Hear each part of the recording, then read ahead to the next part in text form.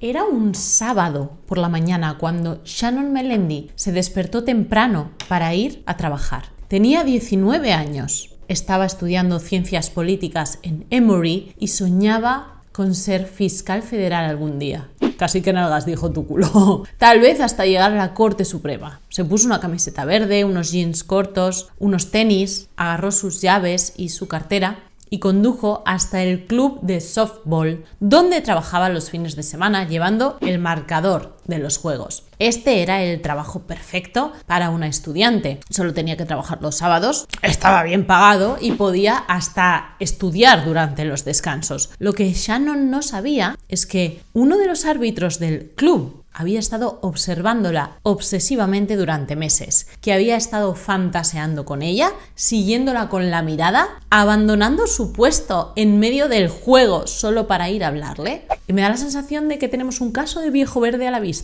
Y lo que definitivamente no sabía ella es que ese 26 de marzo de 1994, cuando saliera del club para ir a comprar algo de comer durante su hora del almuerzo, nunca regresaría. ¿Has conocido alguna vez en tu vida a esos hombres que cuando una mujer les dice que no lo aceptan y siguen con sus vidas? Pues el árbitro del caso de hoy no era de esos. Butch Hinton interpretó el rechazo como una declaración de guerra. ¿Qué tal, mis curiositos? Sin censura, bienvenidas un día más a tu cuarto de los casos criminales favorito. Shannon Denise Melendi nació el 5 de septiembre de 1974 en Miami, en una familia de inmigrantes cubanos que se había roto el lomo construyendo una vida mejor en los Estados Unidos. Sus padres, Luis e Yvonne, eran de esas personas que ahorran cada centavo para la educación de sus hijas, que les enseñan valores como el respeto, la responsabilidad y la importancia de la familia. Shannon no era hija única, ella tenía una hermana menor, Monique, pero desde el principio fue muy claro para toda la familia que Shannon era especial, y no solo porque era la primogénita, la primera nieta de ambos lados de la familia, sino porque ella tenía una personalidad que iluminaba cualquier habitación. Ella era alegre, era curiosa, era cariñosa, le encantaba reír, hacer feliz a la gente que la rodeaba. Creció en una comunidad cubano-americana muy unida en Miami y su casa estaba siempre llena de amor, de música, de comida casera, de ese tipo de ruido feliz que viene de una familia grande y cercana. ¡Wow! Suena muy bien, la verdad. Tíos, tías, primos, abuelos, todos eran parte de la vida diaria de Shannon. Su padre trabajaba muchísimo, pero siempre hacía tiempo para sus hijas. Las llevaba al parque a jugar a la pelota o a comer helado. Su madre era súper atenta, siempre sabía dónde estaban sus hijas. Shannon era, digamos que una niña modelo, porque sacaba buenísimas calificaciones, obedecía a sus padres, era educada con los adultos, se llevaba bien con los otros niños, vamos, era ese tipo de muchachita que los maestros adoran. Pero ojo, porque ella también tenía personalidad propia, era extremadamente decidida, tenía opiniones muy fuertes, sabía lo que quería y no tenía miedo de ir tras ello. Si algo era injusto, ella hablaba. Si alguien estaba siendo tratado mal, lo defendía. Desde muy pequeña tuvo un sentido moral muy agudo, así que lo que te voy a contar ahora no te va a extrañar. Durante la preparatoria fue a Southwest Miami Senior High School. Le encantaba aprender, sobre todo en materias como historia, literatura, gobierno. Estaba involucrada en un montón de actividades extracurriculares y era miembro de la Sociedad Nacional de Honor, una organización para estudiantes con las mejores calificaciones y con la mayor participación comunitaria. Ella incluso también era parte del gobierno estudiantil y en su último año fue elegida presidenta de su clase, un puesto que generalmente se le da a los estudiantes más populares y respetados. Sus amigas dicen que era súper buena onda, no solo estudiaba, hincaba los codos, sino que también era muy sociable, que si alguien estaba sentado solo en la cafetería, por ejemplo, invitaba a esa persona a unirse a su grupo, que si un compa tenía dificultades con alguna materia, le ofrecía su ayuda. Era súper leal y sus amigas sabían que podían contar con ella para lo que fuera. Y además de eso, Shannon quería ser abogada, pero no cualquier abogada, ¿vale? Quería ser fiscal federal, alguien que defendiera a las víctimas de crímenes, alguien que luchara por la justicia. Y después de servir como fiscal durante varios años, ella ya tenía la intención, tenía la proyección de seguir una carrera como abogada militar. Quería servir a su país y viajar por el mundo, pero su sueño más grande, su sueño definitivo, y este solo lo compartía con sus amigos y familiares más cercanos, era que quería llegar a ser jueza de la Corte Suprema de los Estados Unidos, ocupando uno de los puestos más poderosos de la nación americana. Para los que la conocían, esto no parecía un sueño imposible, porque sabían que ella podía conseguir cualquier cosa que se propusiera. En mayo del 92 se graduó de la prepa entre los mejores estudiantes de su clase y había sido ya aceptada en varias universidades excelentes. Se la rifaban. Finalmente eligió Emory en Georgia, una de las universidades más prestigiosas del país. Fundada en 1836, esta es una institución privada de investigación que consistentemente está clasificada entre las 25 mejores universidades del país. Emory es conocida por su excelencia académica, especialmente en campos como medicina, derecho y negocios. Es una universidad extremadamente selectiva y solo el 25% de todos los que aplican son aceptados. Entonces, para Shannon, una joven cubanoamericana de Miami, ser aceptada allí fue una fuente de tremendo orgullo, obviamente tanto para ella como para toda su familia. En el otoño del 92, a los 18 años, se mudó de Miami a Atlanta para empezar sus estudios en Emory. Y era la primera vez que ella iba a vivir lejos de su familia, así que sus padres estaban un poco tristes por esto, pero al mismo tiempo súper felices de que hubiera logrado entrar en una universidad tan buena, que era uno de los sueños de ellos, ¿no? Ellos no habían podido acceder a algo así y estaban tremendamente orgullosos por Shannon. En Emory ella eligió ciencias políticas como su especialidad, que básicamente es el camino natural para alguien que quiere estudiar derecho, ¿verdad? Sus calificaciones eran excelentes, participaba activamente en todas las clases y los maestros lo veían como la estudiante perfecta, súper aplicada. Vivía en un dormitorio en el campus con una compañera de cuarto que además terminó convirtiéndose en una de las amigas más cercanas de Shannon. Y allí, en Emory, también tenía una vida social muy activa. Era imposible para ella no hacer amigas rápido. Además, le gustaba salir con estas amigas, ir a fiestas, también participaba muchísimo en todas las actividades del campus. Terminó uniéndose a un grupo súper cerradito, así como una hermandad, digamos, que hacían todo juntas, que siempre estaban ahí para apoyarse unas a otras. Y aún con su nueva vida universitaria tan ocupada, ella siempre llamaba a sus padres en Miami. A veces solo para hablar un poquito sobre qué tal había ido el día o para preguntar qué estaban haciendo. A veces simplemente porque extrañaba escuchar su voz. Como puedes ver, te estoy planteando un panorama hermoso, idílico. En su segundo año de universidad, Shannon ya estaba completamente establecida en Emory, muy acostumbrada a su nueva vida, pero ella quería empezar a obtener algunos ingresos extra para poder comprarse ropa, salir con las amigas, ir al cine, cosas así, tú sabes. Así que buscó un trabajo que pudiera combinar con sus estudios y consiguió uno de medio tiempo en el Softball Country Club, que estaba a unos 8 kilómetros del campus. El trabajo era súper sencillo y estaba muy bien pagado. Además, solo tenía que trabajar los sábados. Era scorekeeper, que básicamente es la persona que se sienta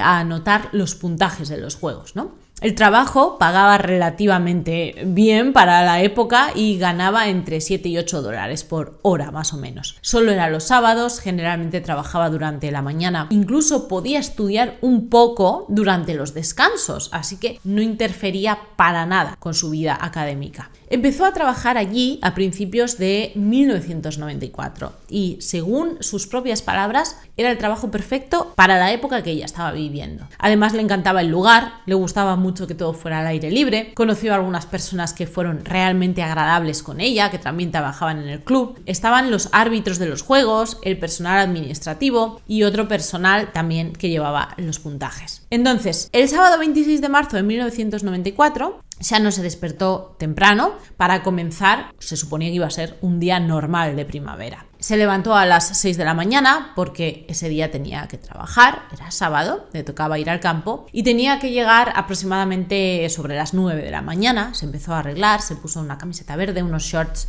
de mezclilla y unos tenis. Agarró sus cosas, la bolsa, las llaves, la cartera, la identificación de Emory, ¿no?, que necesitaba para entrar allí. Se subió a su carro y condujo hasta el club. Salió de su dormitorio sobre las 8:30, más o menos, se subió a su Nissan negro y llegó justo a tiempo cuando el estacionamiento se estaba empezando a llenar, porque los jugadores ya estaban llegando. Así que aparcó, tomó sus cosas y caminó hacia la caseta donde ella tenía su puesto de trabajo. La caseta era básicamente como una estructura pequeñita, pero que estaba elevada, donde ella podía tener, obviamente, una buena vista del juego desde arriba. Dentro había solamente una silla, una mesa y el equipo que ella necesitaba para llevar el marcador. Era un trabajo que sí que es cierto que requería que estuviera súper atenta, que pusiera mucha atención, pero físicamente era cero demandante. Entonces empezaron los juegos y Shannon hizo su trabajo hasta que tuvo un descanso, que era más o menos sobre la hora del almuerzo. Ella tenía una hora libre donde podía almorzar, estudiar o hacer lo que le diera la gana. Y a la 1:50 decidió salir a comprar algo de comer. Se fue hasta el parking, se subió a su Nissan negro, condujo hasta una gasolinera cercana llamada Citgo. Y a esa misma hora varios empleados la vieron en el estacionamiento subiéndose a su coche y saliendo del club. Del club.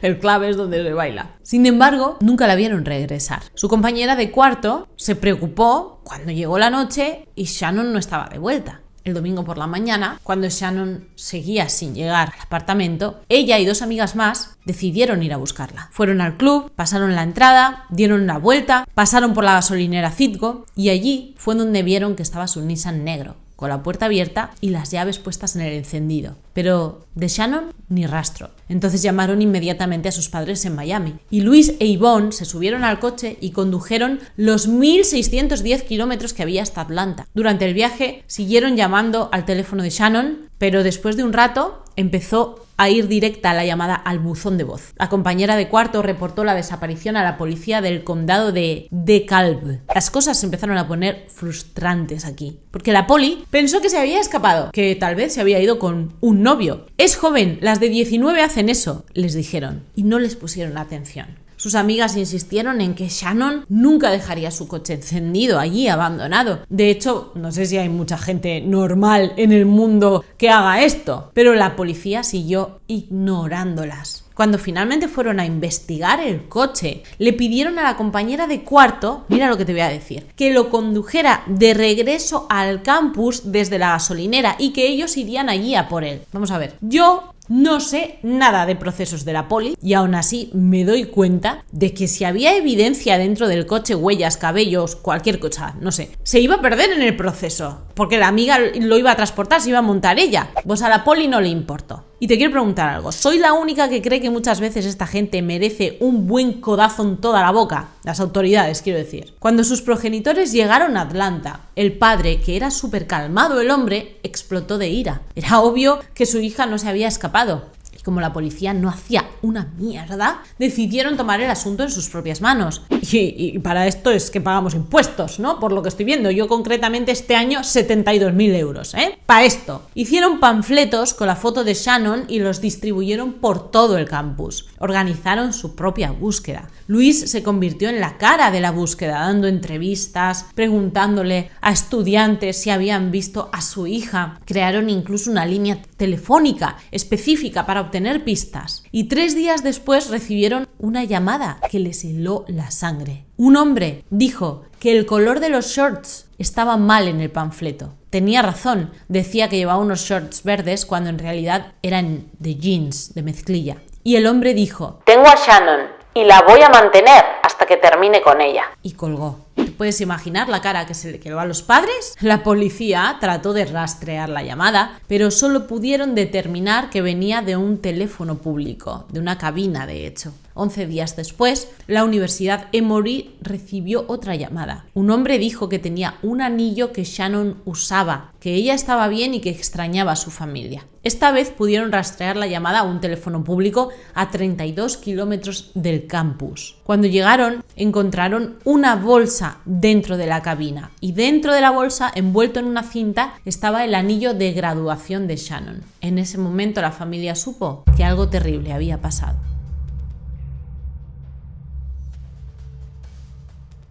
Los investigadores decidieron hablar con todos los que estaban en el club el 26 de marzo y empezaron a notar un patrón. Casi todos mencionaron al mismo hombre, Butch Hinton, uno de los árbitros. Los jugadores lo recordaron porque estaba siendo un árbitro terrible ese día. Estaba distraído, abandonaba su puesto constantemente y ¿sabes para qué? Para ir a hablar con Shannon, porque estaba obsesionado con ella. Dejaba su puesto para ir a charlar, trataba de llamar su atención, coqueteaba con ella y ella se veía muy incómoda. Así que ha llegado el momento de que te cuente quién es Butch Hinton. Butch nació el 5 de septiembre de 1960 en Kentucky. Casualmente, el mismo día que Shannon, pero 14 años antes. Desde joven había algo profundamente mal con él. A los 16 ya cometió su primer intento de forzar. En 1982, a los 21, secuestró y forzó a una muchacha de 14. Fue condenado, pero solo cumplió 18 meses en prisión. Hacia finales de los 80 y principios de los 90, acumuló 2 condenas más por 2 delitos de la misma índole. En total, tenía 3 condenas por crímenes contra mujeres y contra menores. Y a pesar de este historial terrible, solo cumplió 4 años en total en prisión. A principios de los 90 se mudó a Atlanta para empezar de nuevo, consiguió un trabajo como mecánico en Delta Airlines, se casó y empezó a enseñar escuela dominical en su iglesia. Construyó la fachada perfecta de hombre religioso y confiable. Típico, tengo que decir. También trabajaba medio tiempo como árbitro de softball en el mismo club que Shannon. Desde que la conoció a principios del 94, se obsesionó con ella. Durante los juegos la observaba constantemente, dejaba su puesto para ir a hablarle, más bien para molestarle, porque Shannon lo rechazaba educadamente. Él era 14 años mayor, estaba casado, trabajaban juntos, para ella no tenía sentido ninguno esto. Nunca mostró además interés en los avances de él hacia ella, esto era visible para todos. Y claro, con toda esta información, Butch se convirtió en el principal sospechoso. La policía obtuvo una orden de rastreo para su casa, pero no encontraron evidencia física que lo conectara con Shannon. Lo interrogaron y admitió que la conocía y que la encontraba atractiva, pero negó haber hecho algo. Como no tenían evidencia física ninguna, no les quedó más remedio que ponerlo en libertad. 6 meses después, el 14 de septiembre de 1994, la casa de Butch se incendia y fueron los del seguro quienes determinaron que esto había sido un incendio intencional. Te digo que los del seguro son mejor que la policía. Con tal de no pagar, investigan todo lo que haya que investigar. Butch fue arrestado por fraude y ahora sí investigaron toda su propiedad y encontraron cosas perturbadoras. Varios suéteres de mujeres enterrados en su patio en diferentes colores y tamaños, amarres de cable, 9 rollos de cinta adhesiva, casualmente, la misma que usó para envolver el anillo de Shannon que encontraron en la cabina telefónica en aquella bolsa. Y también descubrieron que la bolsa donde estaba este anillo era de Felton Paper, que solo tenía un cliente, Delta Airlines, donde Butch trabajaba. Cuando analizaron la cinta bajo el microscopio, encontraron partículas metálicas de una aleación específica usada en motores de avión. Butch era mecánico de motores de avión y trabajaba con esa aleación diariamente. Ahora sí, tenían evidencia circunstancial sólida. Su obsesión con Shannon, su historial criminal, la cinta, la bolsa, las partículas metálicas, los suéteres enterrados y una fogata en su patio el día después de que Shannon desapareció. En 1995, Butch fue juzgado por incendio intencional y sentenciado a prisión federal. Su esposa se divorció después de enterarse de su pasado, cumplió 8 años y volvió a salir libre en 2003. Pero los fiscales decidieron que tenían suficiente evidencia circunstancial para acusarlo de asesinato de Shannon. Así que en 2003 fue arrestado otra vez y acusado por el crimen. Ahora, te digo, no tenían cuerpo, ni ADN definitivo, ni confesión, pero construyeron su caso con evidencia circunstancial y con testimonios que mostraron su obsesión, su historial y todas las conexiones físicas. La defensa argumentó que no había cuerpo, así que Shannon podía estar viva, pero no coló. Después de 2 semanas de juicio, el jurado lo encontró culpable de asesinato, de secuestro agravado y de asalto agravado. Y en septiembre de 2005 por fin fue sentenciado a cadena perpetua con posibilidad de libertad condicional después de 30 años. Un año después, dentro de prisión ya, Butch decide confesar. Llamó a las autoridades desde el penal diciendo que quería contar la verdad y esto fue lo que dijo.